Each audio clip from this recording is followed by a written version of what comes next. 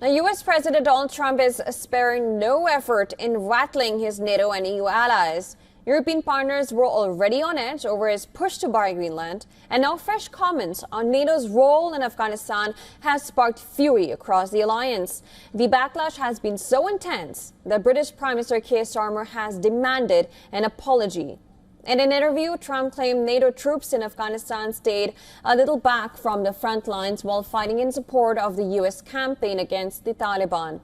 Trump's statement have raised questions over whether NATO allies would stand by the United States if it ever needed their support. His comments have been widely condemned, reopening old wounds among America's allies. Let me start by paying tribute to the 457 of our armed services who lost their lives in Afghanistan. I will never forget their courage, their bravery, and the sacrifice that they made for their country. There are many also who were injured, some with life-changing injuries. And so I consider President Trump's remarks to be insulting and frankly appalling.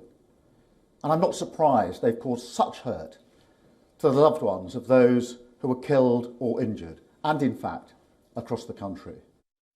Despite harsh remarks from British Prime Minister, Washington remains defiant. In a statement, White House spokesperson Taylor Rogers said that President Trump is absolutely right and that the United States of America has done more for NATO than any other country in the alliance has done combined.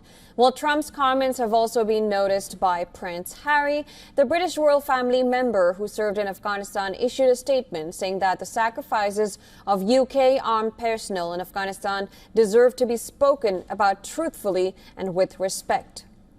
Now, several former and current British forces personnel have also hit out at the U.S. president. Well, since the start of the year, Trump has repeatedly questioned NATO's commitment, saying that the United States has never gotten anything from supporting the alliance.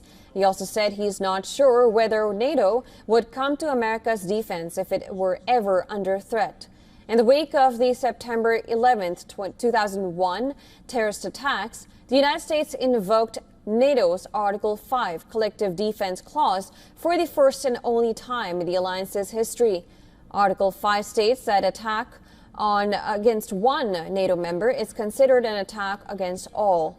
Well, following that decision, NATO allies and partner nations joined the U.S.-led campaign in Afghanistan, fighting alongside American troops for nearly 20 years.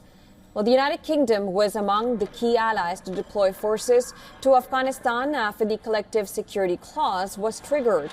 And during the war, 457 British service personnel were killed. Other NATO countries also suffered significant losses, with more than 1,000 non-U.S. service members killed overall, while the United States lost the highest number of troops in absolute terms.